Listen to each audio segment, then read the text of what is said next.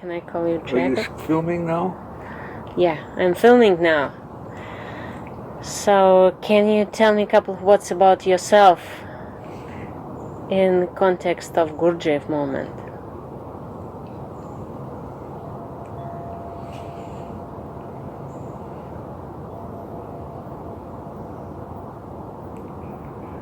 When I graduated from college,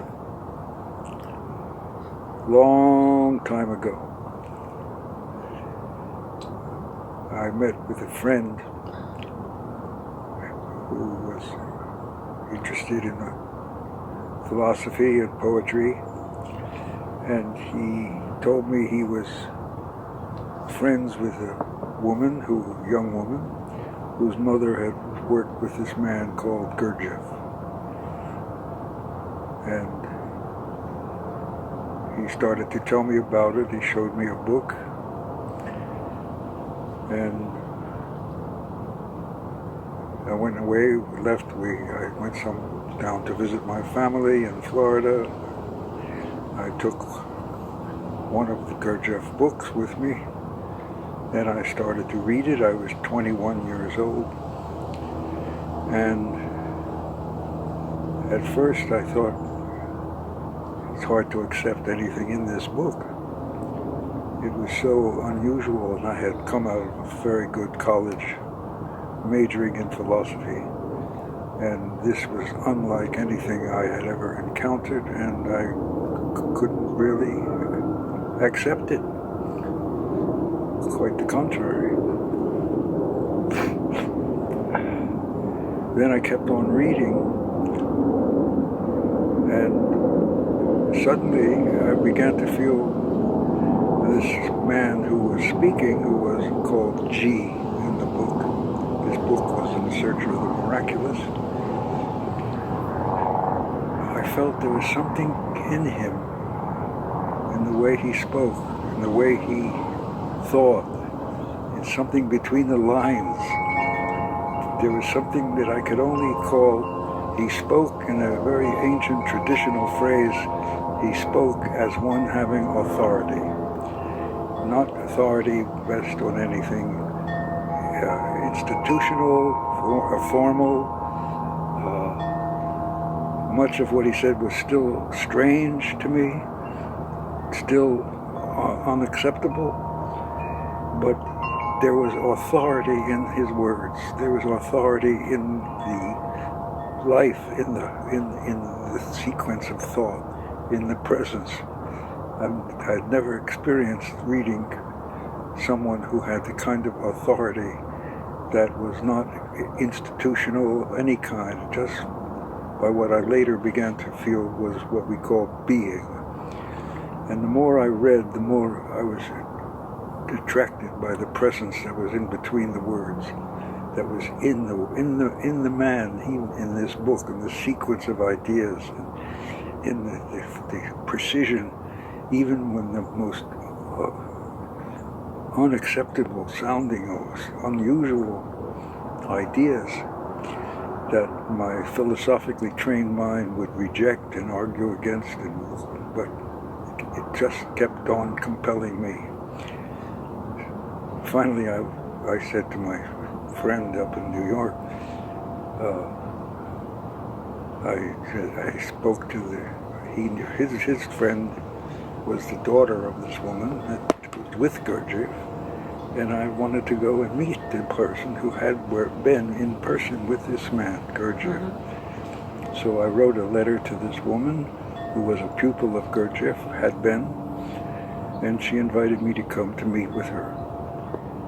And when I met with her in New York, she had a kind of presence also, but it was a little different quality, a little different level, but with no doubt this was a special kind of person who emanated a special kind of force, which I found very interesting.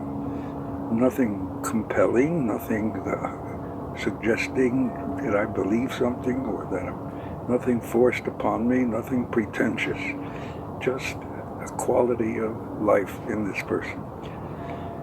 And that was my beginning of the Gurdjieff work, Gurdjieff teaching, which I stayed with for a while and went away for a while, then came to live in San Francisco as a professor in San Francisco State University in philosophy, and found that there was a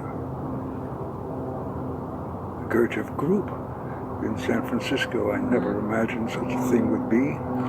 I thought this had been an unusual man, very powerful, but that was in the past. But there it was here. So I got in touch with the people here who were pupils of Gurdjieff teaching, found them very interesting, very impressive, met with one of the leading people here in this community, found an extraordinary level of honesty that I never thought I would meet. And this, that, and the other thing, I met finally the man who was a direct pupil of Gurdjieff, and I was doubly impressed by him and drawn to him. And that was the beginning. I've left out a lot of the most important things, but that was something of what... Maybe you will tell it to us in Russian house. Maybe. And tell me how the Gurdjieff work influenced on your philosophy, on your philosophical things.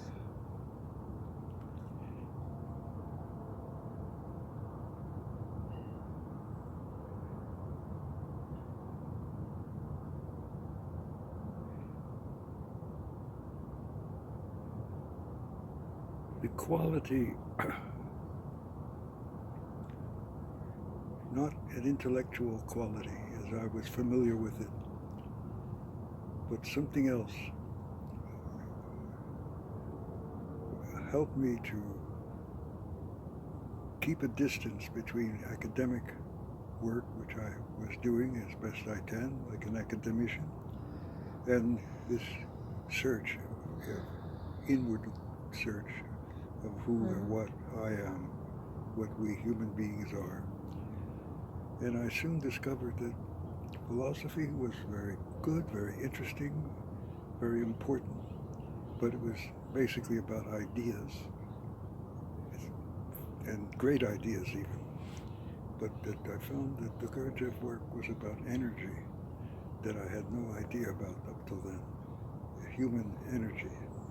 So there was no comparison between philosophy as such and Gurdjieff teaching, which was mainly about energy. And I can't say much more about that now. We'd have to talk about energy that we have a little bit in our lives, but we have no idea about how much and what quality of energy is possible in our inner life, in our inner being. This was completely new, and I was feeling it, perceiving it, but I didn't know the name of it, and I didn't see the connection right away with academic. On the contrary, I tried to keep both these two things as separate as possible and not really merge academic work with what we came to call work on oneself. Later on, I was able to try to make a bridge between great questions of philosophy and the responses to them in the Gurdjieff teaching, which were completely unexpected and completely powerful and beautiful at the same time.